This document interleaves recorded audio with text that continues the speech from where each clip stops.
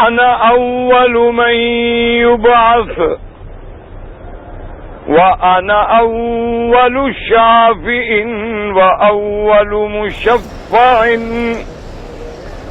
أو كما قال النبي صلى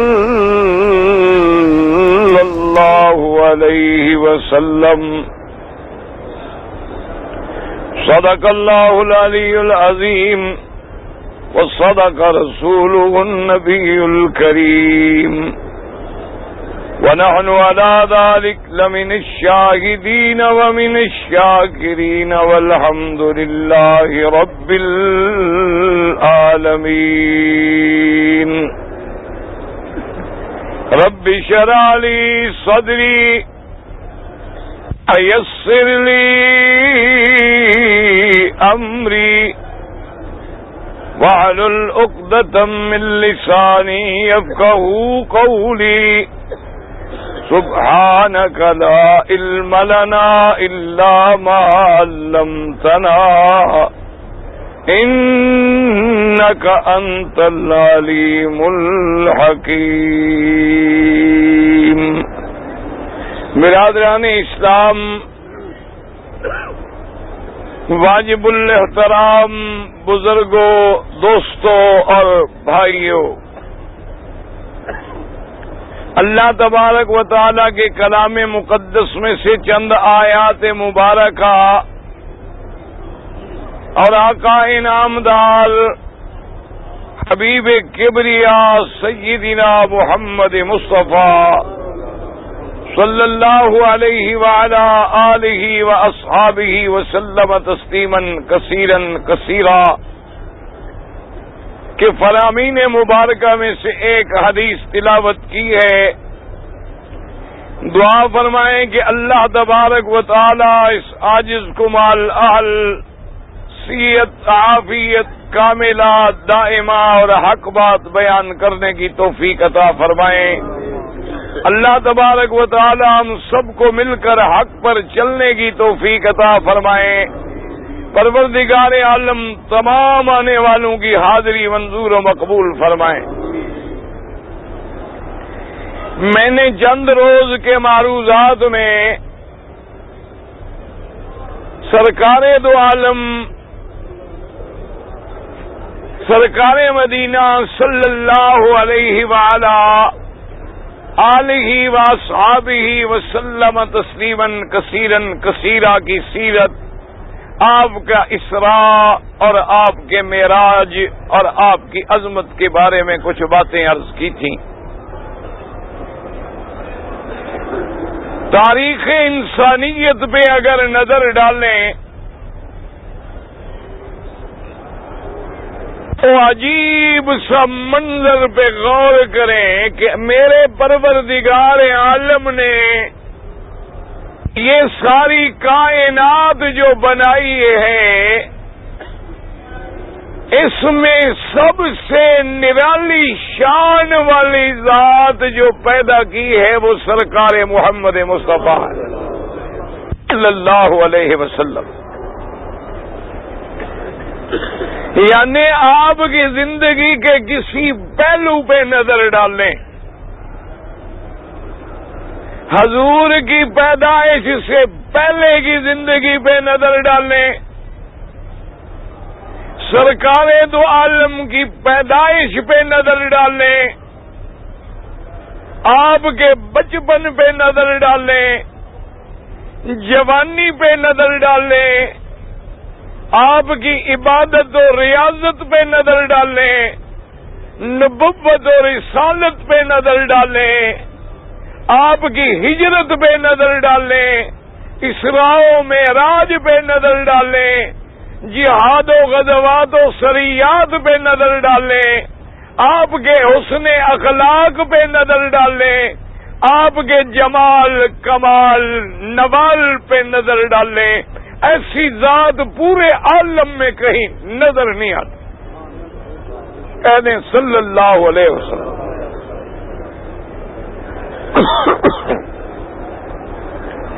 یعنی کسی پیغمبر کی تاریخ میں یہ بات آپ کو نہیں ملے گی کہ اس نبی کے آنے سے پہلے یا پیدا ہونے سے بھی پہلے کوئی اس پہ ایمان لے آئے. یہ آپ کو کسی تاریخ میں نہیں ملے گی بات. لیکن یہ شان بھی اللہ نے میرے نبی کو عطا فرمائی کہ جس بادشاہ طبع اکبر نے اللہ کے کعبے پہ سب سے پہلے غلاف ڈالا. اس سے پہلے کعبے پہ غلاف نہیں ہوتا تھا. سب سے پہلے طبع اکبر ایک بادشاہ ہے یمن کا جو پورے علاقوں میں جنگ کرتے ہوئے مدینہ منورہ سے مکے کے راستے میں پھر یمن جا رہا تھا تو راستے میں ایسی اندھیری چھا گئی کہ بالکل دن جو ہے وہ رات بن گیا. ہاتھ بھی نظر نہیں آتا تھا. طبع گھبرا گیا. بادشاہ نے اپنے ساتھ کے اس وقت کے جو مولوی علماء تھے احبار تھے ان کو بلایا کہ بھی یہ کیا اللہ کا عذاب ہے. ان احبار نے بادشاہ سے پوچھا کہ بادشاہ سلامت آپ ایک بات بتائیں کہ ہم جس راستے میں جا رہے ہیں راستے میں ایک شہر آئے گا جس کا نام مکہ مکرمہ ہے اور کتابوں میں جہاں اللہ کا گھر ہے اس کے بارے میں تو آپ نے کوئی برا ارادہ نہیں کیا. تو بادشاہ نے کہا کہ ہاں بات تو ٹھیک ہے. میں نے دل میں ارادہ کیا تھا کہ جب میں ادھر سے گزر رہا ہوں تو چلو مکے والوں پہ بھی حملہ کر دو, اس میں بھی چڑھائی کر دیں. جب سارا ملک میں نے فتح کر لیا ہے تو یہ راستے میں ایک شہر کیوں رہ جائے. تو انہوں نے کہا اللہ کے آگے توبہ کرو, وہاں اللہ کا گھر ہے. آدمی بندوں سے لڑ سکتا ہے لیکن اللہ والوں سے نہیں لڑ سکتا. اسی لیے حکم ہے کہ کبھی مکے میں رہنے والوں کو مدینے میں رہنے والوں کو برا نہ کہیں اور انہیں کبھی برا کہہ کے نقصان بھی نہ پہنچائیں, ورنہ کیونکہ وہ اہل اللہ ہیں. جو جس کے گھر میں رہتا ہے اسی کا اہل کہلاتا ہے. اللہ کے گھر میں رہنے والے بھی تو اللہ والے اور اہل اللہ ہیں. اس لیے حدیث میں ہے کہ جو مدینے والوں سے مکے والوں سے کھوٹ کرے گا وہ ایسے پگھل جائے گا جیسے نمک پانی میں پگھل جاتا.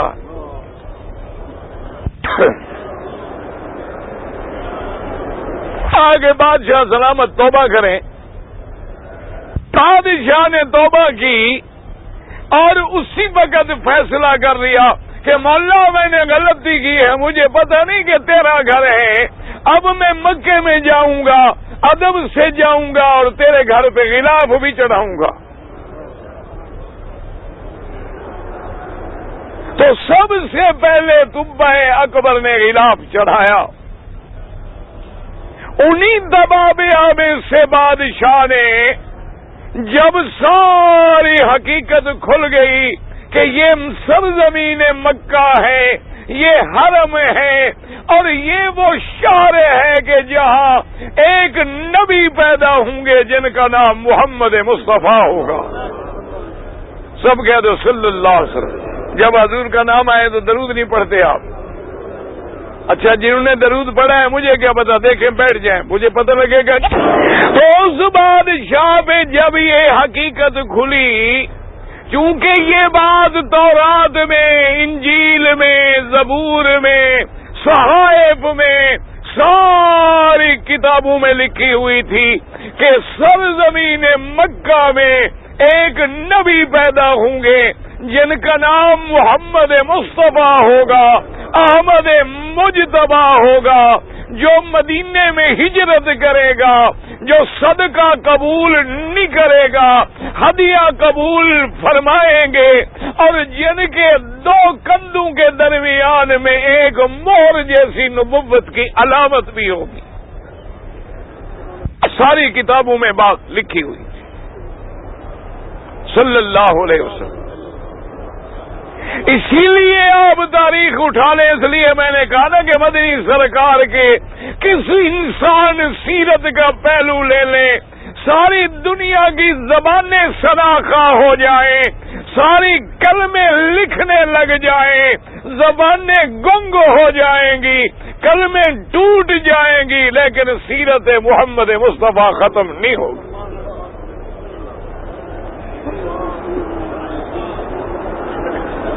اسی لیے کتابوں میں موجود ہے کہ جس دن سرکار دو عالم سیدنا محمد الرسول اللہ کی ولادت مبارکہ ہوئی ہے تو ایک بہت بڑا کاہن تھا جو پہاڑوں میں رہتا تھا اور کبھی شہر میں نہیں اترا تھا اور بڑے بڑے لوگ وہاں حاضر ہوتے تھے، تو وہ مکے والوں نے دیکھا کہ وہ کاہن جو ہیں بال کھلے ہوئے ہیں، کپڑے پھٹے ہوئے ہیں، مکے کی گلیوں میں گھوم رہا ہے اور ایک ایک بندے سے پوچھ رہا ہے کہ آج اس شہر میں کوئی بچہ پیدا ہوا ہے؟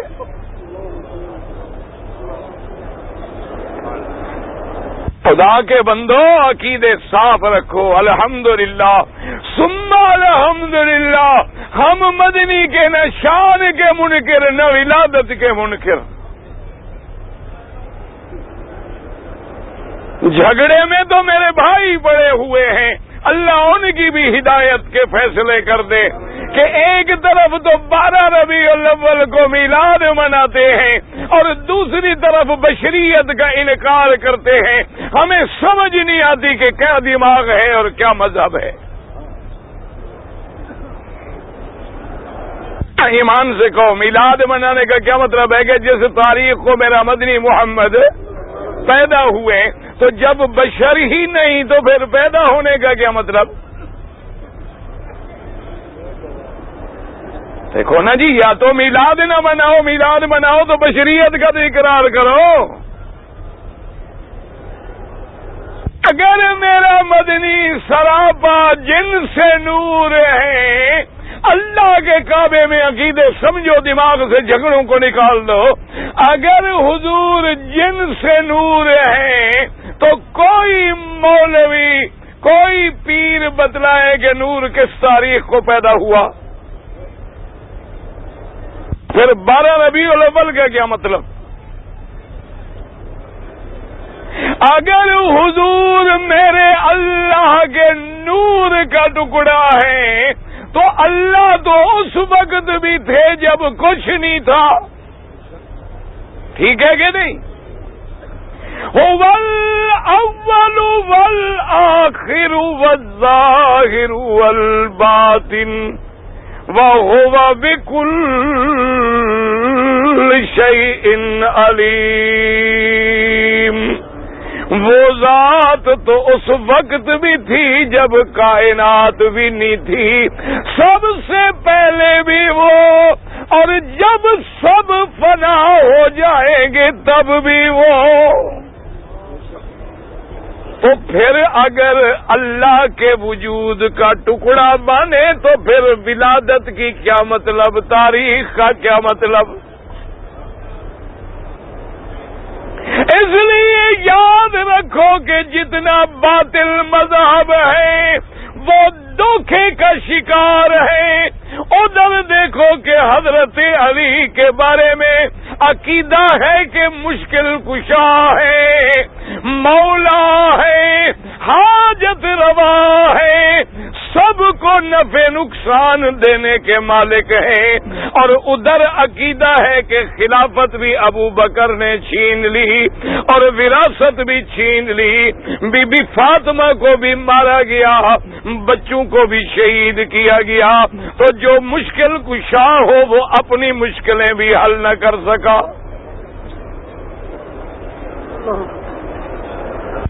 جھوٹ جھوٹ ہے، کبھی چل نہیں سکتا۔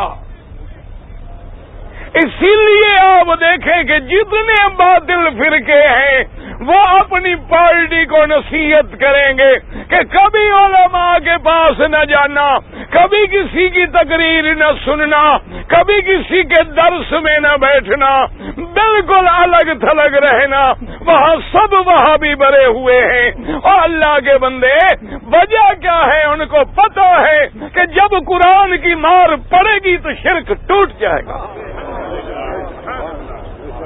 جو انہوں نے گورکھ دندے میں جکڑا ہوا ہے نا، جب قرآن آئے گا تو سب ختم۔ ہم کہتے ہیں سب کی سنو، فیصلہ کرو قرآن کن کے پاس ہے۔ ہم نہیں روکتے، ہم کہتے ہیں سب کی بات سنو، سب کی تقریریں سنو، سب کی مجلسوں میں جاؤ، سب اللہ والوں سے ملو، سب بزرگوں سے ملو، اور پھر نظر رکھو جن کے ایک ہاتھ میں قرآن ہو، دوسرے میں فرمان محمد مصطفیٰ ہو، وہ اللہ کے ولی ہیں، ان کے جوتے ہمارا تاج ہیں۔ اور جن کو قرآن بھی نہ ہو، مصطفیٰ کی حدیث بھی نہ ہو، بزرگوں کے قصے ہوں، قوالیاں ہوں، حجرے ہوں، مجرے ہوں، سمجھ لو یہ دجال کے پیروکار ہیں، ان کا محمد کے دین سے کوئی تعلق۔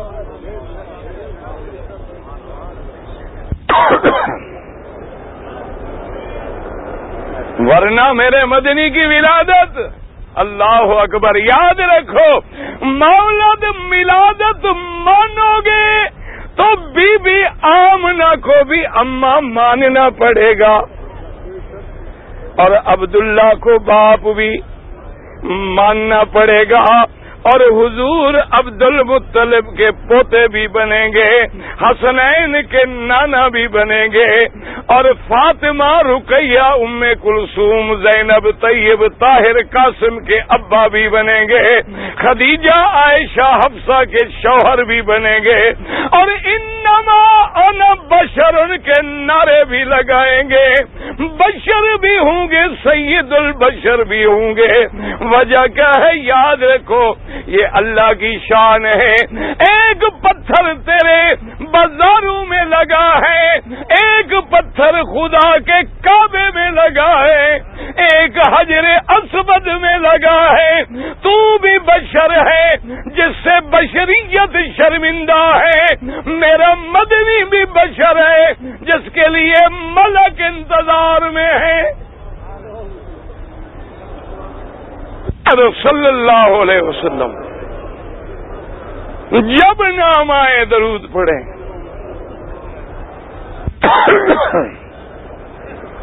باقی یاد رکھو، ایک دوست نے لکھا، اگر ہم میلاد منائیں، اگر ہم انگوٹھے چوم لیں تو مگر کون سا گناہ ہے؟ یاد رکھو، عقیدہ اور دین اگر مگر سے ثابت نہیں ہوتا، کہ سب سے بڑی دلیل اگر سے شروع ہوگی، مگر پہ ختم ہو جائے گی۔ اور جی اگر کریں تو کیا ہے؟ اور جی گناہ ہے۔ یاد رکھو۔ اچھا میں آپ سے پوچھتا ہوں، مغرب کی کتنی رکعتیں پڑھیں؟ اگر 4 پڑھو تو مگر کیا ہوگا؟ ہاں جی، صرف نماز نہیں ہوگی یا ایمان سے بھی چلے جاؤ گے؟ اچھا طواف کہاں سے شروع کرتے ہو؟ حجر، اگر رکن یمانی سے شروع کرو تو مگر کیا ہوگا؟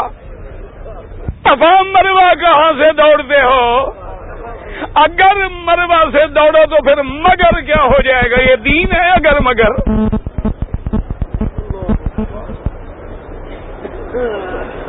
یاد رکھو، دین وہ ہے، مدنی نے حجر اسود کو بوسہ دیا ہے، بوسہ دینا سنت ہے۔ میرے پاک نبی نے رکن یمانی پہ ہاتھ لگایا، ہاتھ لگانا سنت ہے۔ 2 کونوں پہ ہاتھ نہیں لگایا، وہاں نہ لگانا سنت ہے۔ ایک بات یاد رکھو، میرے آقا بھی یاد رکھو، حضور میرے مدنی کا میلاد منانا، ڈیٹ مقرر کرنی، اگر دین ہے تو سب سے پہلے حکم نبی ہوتا، اور اگر محبت ہے تو سب سے پہلے منانے والا صدیق، عمر، عثمان و علی ہوتا۔ ایک بات کو یاد رکھا کریں، جھگڑوں میں نہ پڑا کریں، اللہ پاک سے دعا کرو اللہ جھگڑے دور کر دے، اور جن کے دلوں میں شک ہیں، شبہات ہیں، بیچارے عقیدے سے ذرا بھٹکے ہوئے ہیں، نام محبت کا ہے، لیکن یاد رکھو محبت کی بھی حدیں ہیں، نفرت کی بھی حدیں ہیں، اسلام کے بھی حدود ہیں، حدود سے نکلو تو گمراہی ہے۔ اب دیکھیں وہ کاہن دوڑ رہا ہے، کہتے حل ولد مولود فی هذه الليلة، آج کی رات یہاں کوئی بچہ پیدا ہوا ہے۔ ایک بندے نے کہا کہ ہاں جی عبد المطلب کے گھر میں بچہ پیدا ہوا، چونکہ عبداللہ تو فوت ہو گئے تھے، حضور کی نسبت جو تھی وہ عبد المطلب کی طرف کر دی گئی۔ وہ دوڑتا ہوا آیا، عبد المطلب نے دیکھا تو حیران ہو گیا، وہ تو خود قدموں میں گر گیا، کہنے لگا حضرت آپ کیسے نیچے آ گئے؟ آپ تو کبھی پہاڑ سے نہیں اترے، غار سے نہیں نکلے، آج کیا بات ہو گئی؟ اس نے کہا باقی باتیں بعد میں کرو، مجھے یہ بتاؤ کہ کوئی بچہ پیدا ہوا ہے؟ اس نے کہا کہ ہاں الحمدللہ میرے بیٹے کے گھر میں، عبداللہ کے گھر میں بچہ پیدا ہوا ہے۔ اس نے کہا عبد المطلب میرا وقت ضائع نہ کرو، مہربانی کر کے مجھے وہ بچہ دکھلا دو، خدا جانے میں غاروں میں کتنی دیر سے انتظار میں بیٹھا ہوں۔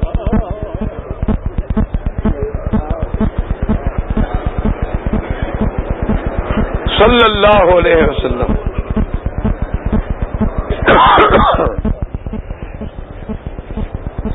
عبد المطلب جلدی سے گئے اپنے گھر میں، اور آقا مدنی سرکار دو عالم صلی اللہ علیہ وسلم کو اپنے ہاتھوں پہ اٹھا کے لے آئے۔ اس کاہن کی چہرے پہ نظر پڑی اور بے ہوشی سے کہنے لگا کہ ولد النبی هذه الامت، آج اس امت کا نبی پیدا ہو گیا ہے۔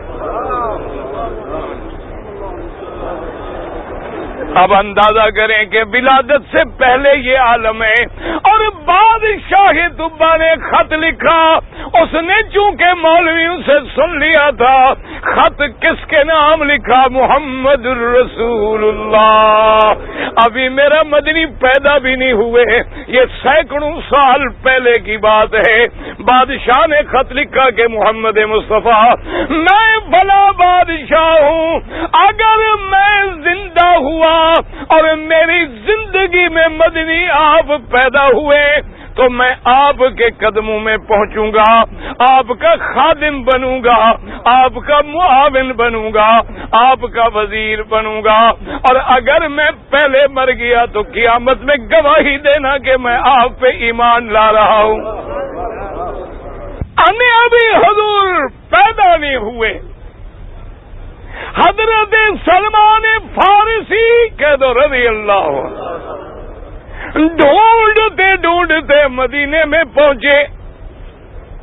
سارے علماء نے بتلایا کہ ایک نبی پیدا ہوگا، اگر ہدایت چاہتے ہو تو پھر مدینے پہنچ جاؤ، دعا کر اللہ ہمیں بھی مدینہ نصیب فرما دے، اللہ خاتمہ ایمان پہ کر دے، اور موت مدینے کی دے کے مدنی کا ہمسایہ کر دے، تاکہ قیامت والے دن حضور کے ساتھ میدان حشر میں جائیں۔ اللہ تبارک و تعالی سے دعا کیا کر کے قیامت والے دن حضور کے ہاتھوں سے حوض کوثر نصیب ہو، حضور کا پرچم شفاعت نصیب ہو، اور جب تک زندہ رہے مکہ مدینے کے پھیرے نصیب ہو، مکہ مدینے کی گلیاں نصیب ہو۔ یہ خوش نصیب گلیاں ہیں، یہ پہاڑ ہیں، یہ ریت کے ذرے ہیں جہاں پہ محمد کے قدم آئے ہیں۔ کسی نے کیا پیاری بات کی، کہتا ہے جہاں تیرا نقشے قدم دیکھتے ہیں، جہاں تیرا نقشے قدم دیکھتے ہیں، خیاباں خیاباں ارم دیکھتے ہیں، کہ میرا مدنی صلی اللہ علیہ وسلم جہاں تیرا قدم آیا وہاں قدم بھی سنت بن گیا، جہاں تو نے ہاتھ اٹھایا وہاں ہاتھ اٹھانا بھی سنت بن گیا، جہاں تو نے بوسہ دیا بوسہ دینا بھی سنت بن گیا۔ میرے اللہ کو میرے مدنی کی شان ایسے پسند آئی کہ جو میرے مدنی کا عمل ہے وہ امت کے لیے قیامت تک نمونہ ہے، اور اللہ نے دنیا میں ایک ایک جماعت پیدا کر دی جو میرے مدنی کے عمل کو قیامت تک زندہ رکھے۔ آپ دیکھیں زور سے آمین کہنے والے بھی موجود ہیں، آہستہ کہنے والے بھی موجود ہیں، اور اسی طرح دیکھیں فاتحہ پڑھنے والے بھی موجود ہیں، چپ رہنے والے بھی موجود ہیں، تاکہ جو بھی حدیث ہے جو بھی عمل رسول ہے وہ قیامت تک زندہ۔ سرکار دو عالم صلی اللہ علیہ وسلم حضرت سلمان فرماتے ہیں مجھے علماء نے نشانیاں بتلائی کہ مکے میں پیدا ہوں گے، مدینے میں ہجرت کریں گے، صدقہ نہیں کھائیں گے، ہدیہ قبول کریں گے، اور آپ کے دو کندھوں کے درمیان میں مہر نبوت کی بھی علامت ہوگی۔ حضرت سلمان کہتے ہیں جب مجھے پتہ لگا کہ حضور آ گئے مدینے میں جلدی جلدی کھجوریں لے کے پہنچا۔ حضور مسجد قباء والی جگہ بیٹھے ہیں، میں نے جا کے کھجوریں پیش کی، میں نے عرض کیا حضور یہ صدقہ ہے، آپ نے فرمایا صحابہ کو دے دو، میں صدقہ نہیں کھاتا، میری نشانی مجھے مل گئی۔ دوسرے دن ہدیہ لے گیا، حضور نے ہدیہ قبول فرما لیا، میری دوسری نشانی بھی پوری ہو گئی، مکے میں پیدا ہونے والی نشانی بھی پوری ہو گئی، مدینے میں ہجرت والی نشانی بھی پوری ہو گئی۔ اب سلمان کہتی ہیں کہ میں حیران ہوں کہ حضور کے کندھے مبارک پہ جو مہر ہے وہ کیسے دیکھوں، اور میں کیسے جرت کروں کہ حضور کپڑا اتاریں، میں کہہ نہیں سکتا۔ ایک دن کہتا ہے مدینے پاک میں بقیع الغرقد مدینے کے قبرستان میں کسی کے جنازے کے بعد صحابی کا دفن ہے، حضور قبر پہ بیٹھی ہے، اوپر چادر ڈالی ہوئی ہے، ہوا چل رہی ہے، اور میں دل میں دعائیں کر رہا ہوں کہ مولا آج میری وہ نشانی بھی دکھلا دے۔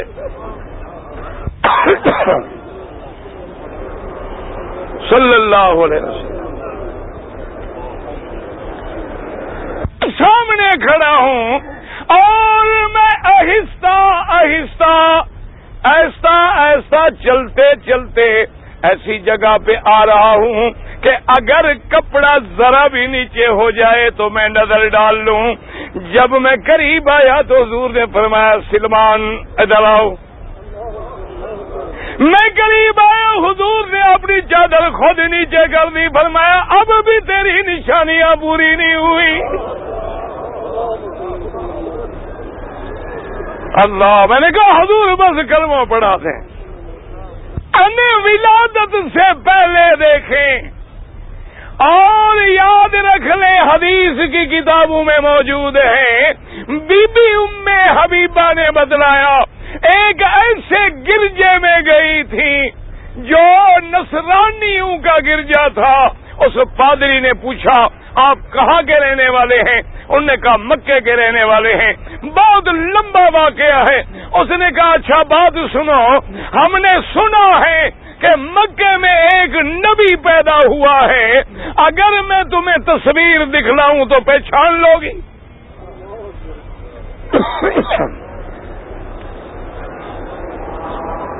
بی بی نے کہا کمال کی بات ہے، ہم مکے کے رہنے والے لوگ ہیں۔ اور پھر حضور بی بی حبیبہ ام حبیبہ تو ابو سفیان کی بیٹی ہے نا، حضور کے چچے کی بیٹی ہیں، ہمارے تو قریبی رشتہ دار ہیں۔ ایک الماری کھولی، دوسری کھولی، تیسری کھولی، چوتھی کھولی، پھر آخر میں جا کے ایک الماری کھولی تو بی بی کہتی ہیں جب کھول کے میں نے دیکھا، میں نے کہا یہ محمد مصطفیٰ کیا ہے؟ ان کے پاس تصویریں کیا تھی؟ کتابوں میں پڑھ کے سکیچ بنائے ہوئے تھے۔ کتابوں میں نشانیاں پڑھ کے میرے مدنی کی، کیونکہ کتابوں میں تو ہر حلیہ موجود تھا کہ میرا مدنی بہت لمبے بھی نہیں ہے، بہت چھوٹا قد بھی نہیں ہے، درمیانہ قد مبارک ہے، لیکن یہ میرے مدنی کا معجزہ تھا کہ ہزاروں لاکھوں میں کھڑا کرو سب سے اونچے نظر آتے۔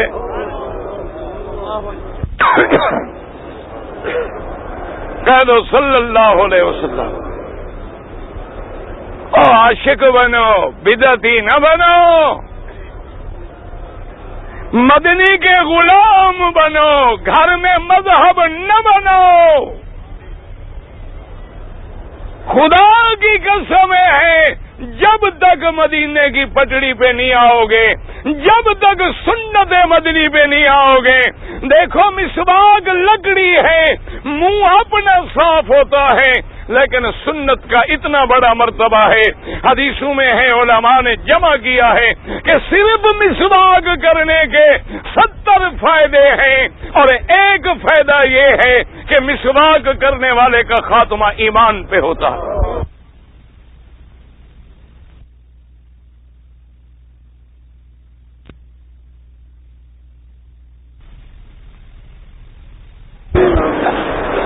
برش برش چھوڑو، میرے مدنی کا سنت والا مسواک استعمال کیا کرو۔ اب حضور کی ولادت سے پہلے ساری دنیا میں چرچے ہیں۔ اللہ کے قرآن کو کھول کے دیکھ لیں، اللہ کا قرآن کیا کہتے ہیں؟ آپ درود شریف پڑھیں، میں عرض کروں۔ حضرت عیسیٰ کیا کہتے ہیں؟ وَمُبَشِّرًا بِرَسُولٍ يَأْتِي مِن بَعْدِ اسْمُهُ احمد۔ اللہ کا قرآن کہتا ہے عیسیٰ خوشخبری دے رہے ہیں کہ میرے بعد ایک نبی آئیں گے جن کا نام احمد ہوگا۔ آسمانوں میں نام احمد ہے، زمینوں میں نام محمد ہے، اور یاد رکھو احمد محمد کا کیا معنی؟ سب سے زیادہ اللہ کی حمد کرنے والا، اور وہ شان والا جس کی سب سے زیادہ مدح کی گئی ہے۔ یہ دونوں نام میرے مدنی محمد مصطفیٰ کے ہیں۔ حضور کی ولادت بھی نرالی، حضور کی ولادت بی بی فرماتی ہے، آپ کی اماں فرماتی ہیں کہ خدا کی شان ہے کہ حضور کے پیدا ہونے سے پہلے میں خواب دیکھا کرتی تھی، اس لیے حضور فرماتے تھے کہ انا بشارت اخی عیسیٰ ورؤیا امی التی رأت۔ ولادت بھی نرالی، ہجرت بھی نرالی، عبادت بھی نرالی، آپ کا اسراء بھی نرالا۔ جب زمین کا سفر ہے تو براق کی سواری ہے، اور جب معراج ہے آسمانوں کا تو اللہ نے قدرت سے سیڑھی رکھ دی۔ وجہ کیا تھی کہ جب زمین پہ مدنی جائے، اللہ چاہتے تو حضرت سلیمان کی طرح کوئی تخت بھی مسخر کر دیتے، کوئی ہوا بھی مسخر کر دیتے، لیکن فرمایا لِنُرِيَهُ مِنْ آیاتنا، ہم یہ چاہتے ہیں کہ مدنی کو اپنی نشانیاں دکھلائیں، اور نشانیوں کے لیے سواری موزون تھی۔ اگر ہوائی جہاز ہوں تو بندہ نہیں دیکھ سکتا، تخت اڑے تو بندہ نہیں دیکھ سکتا ہے، اللہ نے سواری بھیجی، وہ بھی براق بھیجی جنت سے، اور جب اوپر جانے کا مسئلہ آیا حکم دیا کہ سیڑھی لگا دو، مدنی چڑھتا بھی جائے دیکھتا بھی جائے۔ کہہ دو صلی اللہ علیہ وسلم۔ اور حضور سرکار دو عالم جب آسمان پہ پہنچے، صحیح حدیث میں موجود ہے، حضرت جبریل کہتے ہیں آسمانوں کے دروازے بند ہیں. یاد رکھو آسمانوں کے بھی دروازے ہیں، وہ اللہ کے حکم سے کھلتے ہیں، اللہ کے حکم سے بند ہوتے ہیں. کسی کی طاقت نہیں کہ کوئی دروازہ کھول سکے. حضرت جبریل نے آواز دی کہ دروازہ کھولے. اندر جو ملک ڈیوٹی پہ ہیں انہوں نے حکم ربی سے پوچھا کہ من کون ہو؟ حضرت جبریل کہتے ہیں میں نے عرض کیا کہ انا جبرائیل، میں اللہ کا فرشتہ جبریل ہوں. خدا کی شان دیکھیں، جبریل تو روز آنے جانے والا، لیکن آج دروازوں پہ اہتمام ہے. اللہ مدنی کو نشانیاں دکھانا چاہتے ہیں. نہ پہلے دروازے کھول دیتے تو تب کیا مشکل تھی. یعنی سارے دروازے اللہ کھول دیتے، بھی سارے کھول دو، لیکن ہر دروازے پہ تاکہ پتہ لگ جائے کہ میرا مدنی جب قرآن سنائے کہ لا تفتح لہم ابواب السماء ولا يدخلون الجنة حتى يلج الجمل في سم الخياط، کہ کافروں کوئی کافر اللہ کی جنت میں داخل نہیں ہو سکتا، اللہ کے آسمانوں کے دروازے نہیں کھل سکتے، جیسے اونٹ جو ہے سوئی کے ناکے میں داخل نہیں ہو سکتا. اللہ نے فرمایا میرا مدنی جب قرآن سنائے، آسمان کے دروازے بتائے تو پھر دروازے خود دیکھ بھی لے. اللہ نے قرآن میں فرمایا ہے، آپ نے پڑھا ہے عالم یرو، کیا تم نہیں دیکھتے کہ میرے اللہ نے کیسے آسمان بنایا؟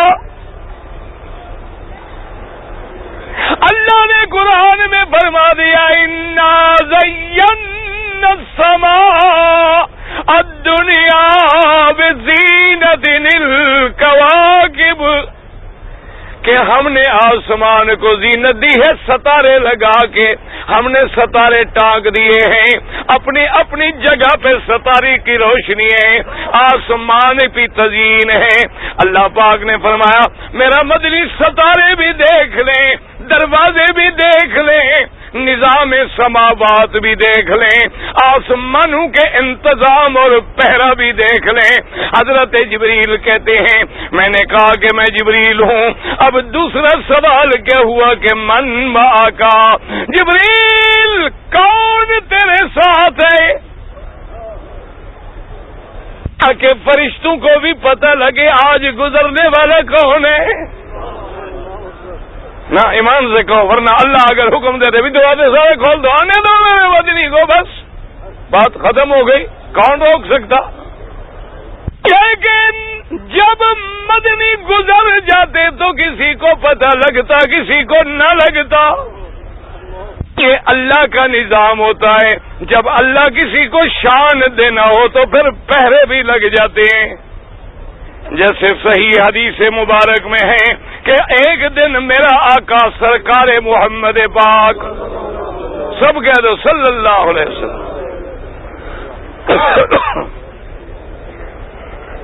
تھا نا، اس کو پتہ نہیں بڑا غصہ تھا، بیچارے نے خط میں لکھا تھا جی آپ انگوٹھے چومنے سے کیوں روکتے ہیں اللہ کے، اگر چومے تو مگر کیا ہوتا ہے، بس کیا اللہ نے منع کیا ہے؟ نہ اللہ نے تمہیں حکم دیا ہے چومو.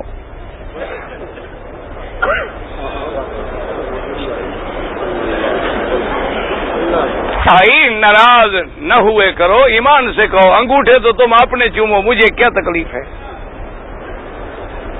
مجھے کیا تکلیف ہے. لیکن مجھے تیرے ایمان کا فکر ہے کہ دعویٰ بھی محبت کا کرتے ہو اور بدعت کر کے اپنے آپ کو مدنی سے دور کر رہے ہو. وہی بات کرو جو میرے مدنی کا حکم ہے کہ جب میرا نام آئے درود پڑھو. اور انگوٹھے چومنے پر کوئی روایت نہیں کہ تم ایک دفعہ انگوٹھے چومو تو فرشتے 10 دفعہ تیرے انگوٹھے چومیں گے. لیکن درود پہ حدیث ہے کہ ایک دفعہ پڑھو تو پھر اللہ 10 رحمتیں نازل فرماتے ہیں. اس لیے میرے بھائی لڑا نہ کرو، ناراض نہ ہوا کرو، کوئی جھگڑا نہیں، کوئی مسئلہ نہیں، لیکن اللہ کے نبی کی شان دیکھیں، ایک باغ میں بیٹھے ہیں صلی اللہ علیہ وسلم، پتہ ہے ویسے کیسے ہیں؟ یہ ہیں عاشق صحابہ، کہہ دو اللہ ہمیں بھی عشق نصیب کر۔ صحابہ نے وہ منظر بھی لکھا ہے، کہتے ہیں حضور بیٹھے ہیں کنویں کی منڈیر پہ اور اپنی ٹانگیں مبارک جو ہے ایسے کنویں میں لٹکائی ہوئی ہے، حضور بیٹھے ہیں اور غلام کو حکم دیا دروازے پہ کھڑے ہو جاؤ، دروازہ بند۔ نہ میرے مدنی کا تو دربار کبھی بند نہیں ہوا، رحمت دو جہاں کا دربار تو ہر وقت کھلا ہوتا تھا، لیکن حکمت ہے، شان ہے۔ تھوڑی دیر گزری، غلام کھڑا ہے، آواز آئی دروازے پہ، دروازہ کھٹکھٹایا گیا، حضور نے فرمایا افتح لہ وبشرہ بالجنہ، غلام سے کہا کہ جا کے دروازہ بھی کھولو اور دروازے سے جو آنے والا ہے اس کو جنت کی خوشخبری بھی دے دو کہ تو جنتی ہے۔ آج پھر یہ خوشخبریاں دینی تھی تو دروازے بند کر دیے۔ حضرت غلام فرماتے ہیں میں آیا فاذا هو ابو بکر، کہ دروازے کھلوانے والا کون ہے؟ ابو بکر۔ میں نے جنت کی بشارت دی، ابو بکر خوش ہو گئے، مدنی پہ آ کے صلاۃ و سلام پڑھے اور آ کے حضور کے قریب اسی طرح بیٹھ گئے جیسے مدنی بیٹھے تھے، کنویں کے کنارے پہ، ٹانگیں بھی کنویں میں لٹکا لی۔ تھوڑی دیر گزری، دروازہ کھٹکا، حضور نے فرمایا غلام جا کے دروازہ کھولو، آنے والے کو جنت کی بشارت بھی دے دو۔ ہم کہتا ہے میں نے دروازہ کھولا، میں کیا دیکھتا ہوں فَإِذَا هُوَ عمر۔ نہ ایمان سے کہو، یہ نمبر وار جو آ رہے ہیں تو کوئی بھیجنے والا بھیج رہا ہے نا، یہ کوئی سلسلہ مالک نے جوڑا ہے نا۔ میں نے جنت کی بشارت دی، حضرت عمر آئے، سلام کیا، حضور کے ساتھ کنویں پہ بیٹھے ہیں اور اسی طرح دوسری جانب بیٹھ گئے، ادھر ابو بکر بیٹھے ہیں، ادھر عمر بیٹھے ہیں اور پاؤں بھی کنویں میں لٹکا لیے ہیں۔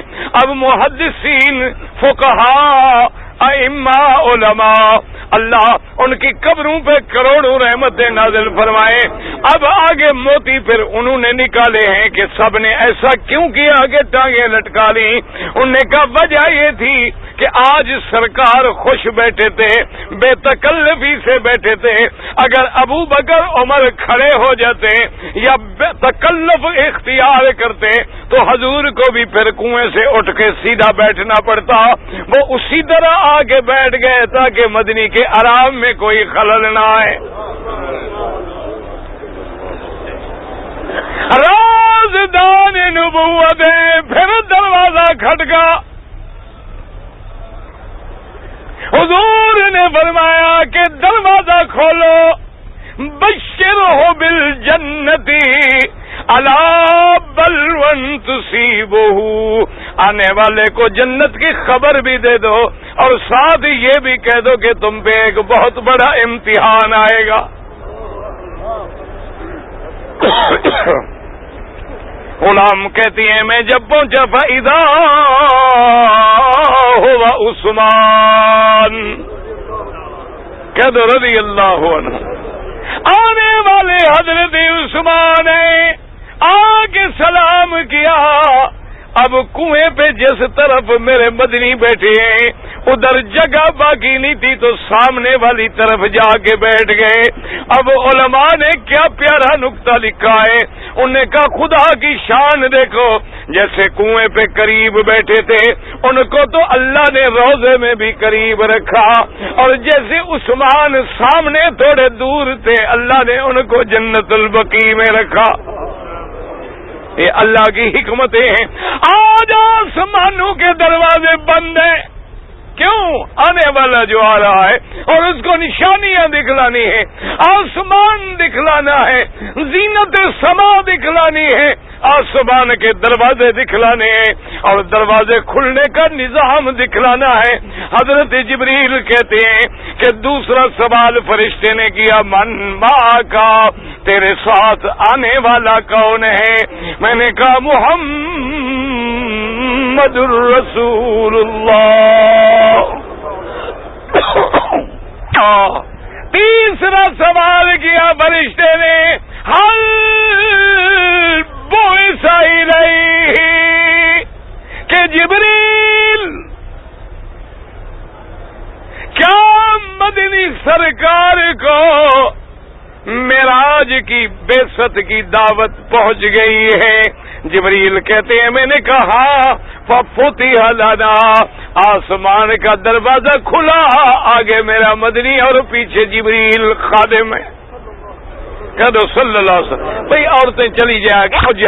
اللہ کے نبی صلی اللہ علیہ وسلم آسمانوں پہ پہلا، دوسرا، تیسرا، چوتھا، پانچواں، چھٹا، ساتواں، اور پھر شان دیکھیں کہ زمین پہ بھی استقبال کرنے والے انبیاء ہیں، آسمانوں پہ بھی انبیاء ہیں، اور حضور سدرۃ المنتہا پہ پہنچے۔ سدرہ کیوں کہتے ہیں؟ سدرہ کہتے ہیں بیری کا درخت، اور منتہا مانا انتہا۔ کیا مانا؟ علماء نے لکھا ہے جو عرش سے حکم آئے وہ بھی وہی پہنچتا ہے، اور جو زمین سے عمل جائے وہ بھی وہی پہنچتا ہے، وہاں جا کے انتہا ہوتی ہے۔ اس لیے اس کا نام کیا ہے؟ سدرۃ المنتہا۔ اب آگے سمجھے کہ صحابہ میں دو جماعتیں ہیں۔ ایک جماعت تو یہ کہتی ہے کہ حضور نے اپنے اللہ کی دیدار، اپنے رب کی زیارت نہیں کی، باقی نشانیاں دکھلائی گئی، آسمان دکھلائے گئے، جنت دکھلائی گئی، جہنم دکھلائی گئی، جنت کی نعمتیں دکھلائی گئی، انبیاء سے ملاقاتیں کرائی گئی، اور جنت اتنی تفصیل سے دیکھی کہ آپ نے ایک محل دیکھا سفید موتیوں سے بنا ہوا ہے۔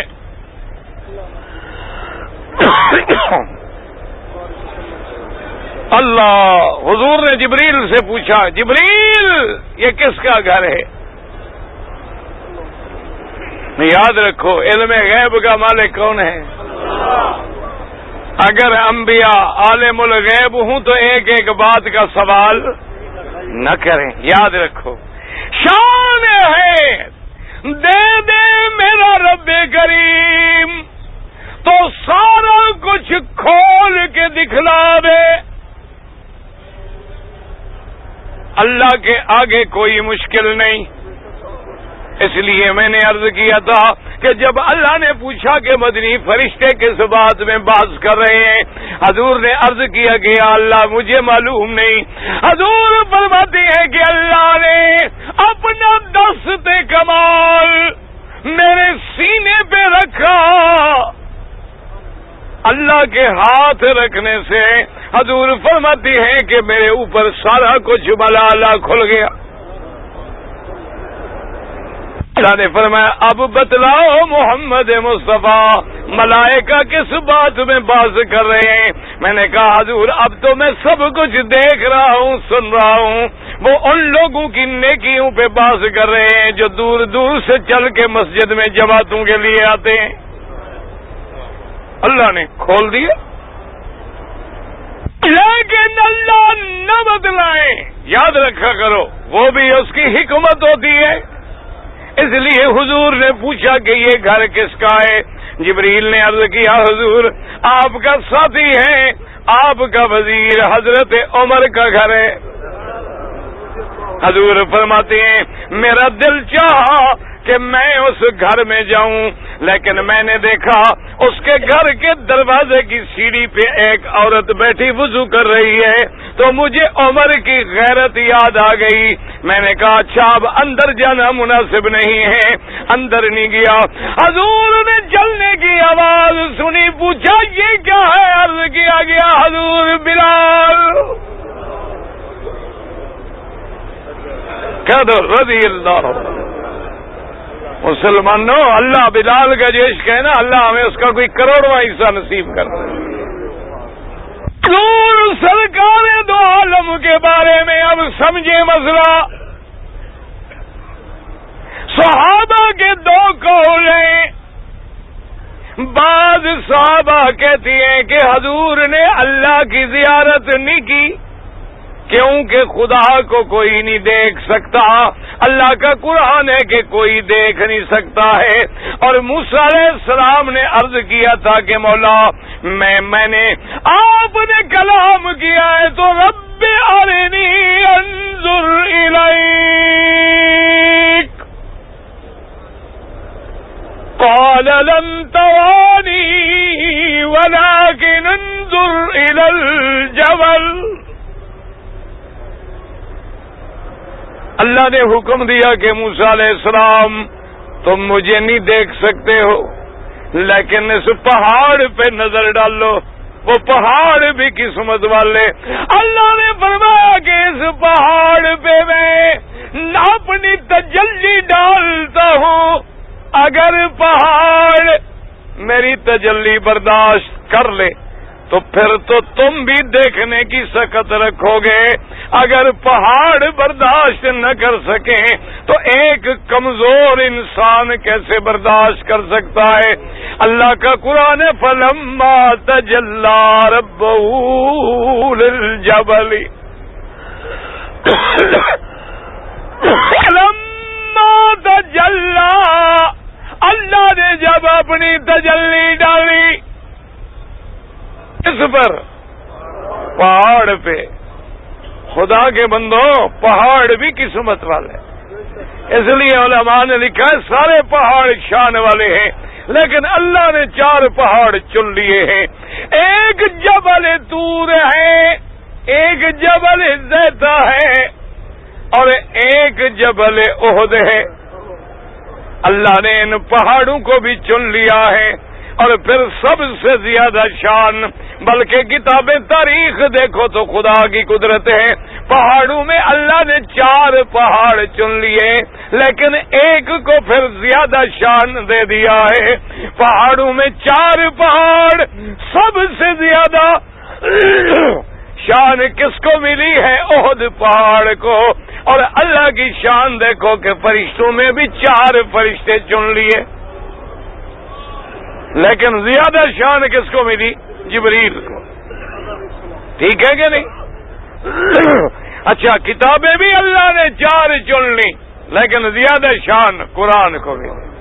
میرے مدنی کے یار بھی 4 چن لیے، اور زیادہ شان صدیق کو ملی، اور پھر فقہ کے امام بھی 4 چن لیے، کوئی 5واں نہیں آیا میدان میں، یہ بھی اللہ کی شان ہے۔ اللہ تبارک و تعالیٰ کی شان دیکھیں۔ اب قرآن کہتا ہے کہ جب اللہ نے تجلی ڈالی جعلہ دکا وخر موسیٰ صعقا، کھڑ ریزہ ریزہ ہو گیا، اور موسیٰ علیہ السلام جو کھڑے تھے نا بے ہوش ہو۔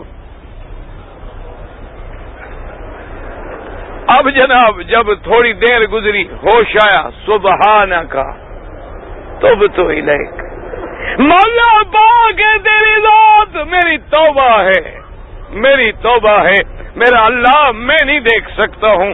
تو اس لیے بعض صحابہ کہتے ہیں کہ میرے مدنی نے اپنے رب کی زیارت نہیں کی ہے کہ کوئی بشر، کوئی نبی، کوئی پیغمبر زیارت نہیں کر سکتا ہے، اس لیے اللہ کے نبی نے بھی زیارت نہیں کی۔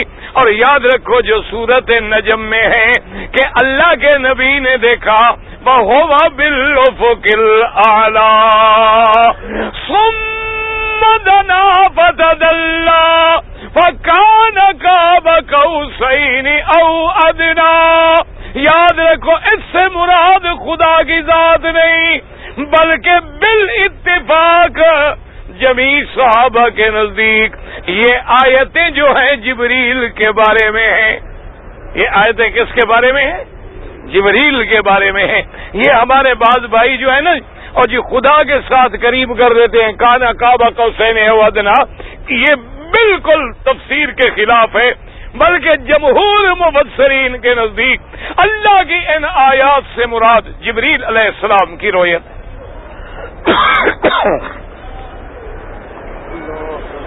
اب سمجھیں جی، تو ان وجوہات سے صحابہ نے کہا کہ حضور نے بھی اپنے رب کا دیدار نہیں کیا ہے. ایک صحابہ کی جماعت اس طرف درود شریف پڑھ، اور ایک جماعت جن میں حضرت ابن عباس کہہ دو رضی اللہ عنہ، جس کو میرے مدنی نے دعا دی تھی.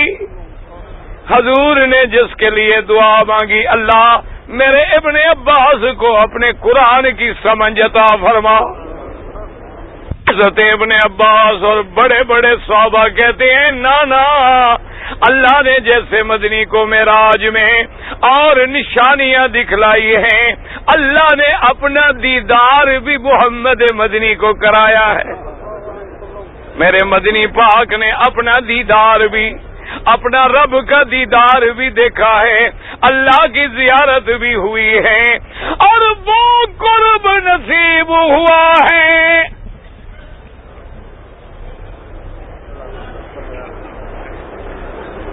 کہ اور کسی کو نصیب نہیں ہوا. اور اسی زیارت میں میرے مدنی نے بندگی پیش کی، میرے مدنی نے اپنی عاجزی کا اظہار کیا، اور اللہ کی طرف سے سلام اترے کہ السلام علیکہ ایھا النبی ورحمۃ اللہ وبرکاتہ. انہوں نے کہا دیدار ہوا ہے. اب جناب جب دو صحابہ میں اختلاف ہو جائے تو یاد رکھا کریں، کسی قول کو غلط نہ کہیں، کسی صحابی کو برا نہ کہیں، وہ سب شمع رسالت کے پروانے ہیں. اللہ ان پہ راضی ہو گیا ہے، وہ اللہ پہ راضی ہو گئے ہیں. ہمیں حق نہیں پہنچتا کہ ہم زبان کھولیں، لیکن محدثین علماء اللہ ان کی قبر پہ کروڑوں رحمتیں کریں. ہائے ان نے کیسے حل کیا؟ انہوں نے کہا دونوں صحابہ سچے ہیں. انہوں نے کہا دونوں صحابہ سچے. اور جی دونوں کیسے سچے؟ انہوں نے کہا جو کہتے ہیں کہ کوئی رب کو نہیں دیکھ سکتا وہ بھی سچے، اور جو کہتے ہیں کہ مدنی پاک نے دیکھا ہے وہ بھی سچے ہیں. انہوں نے کہا وجہ یہ ہے قرآن کہتا ہے لا تدرکہ الابصار وہو یدرک الابصار وہو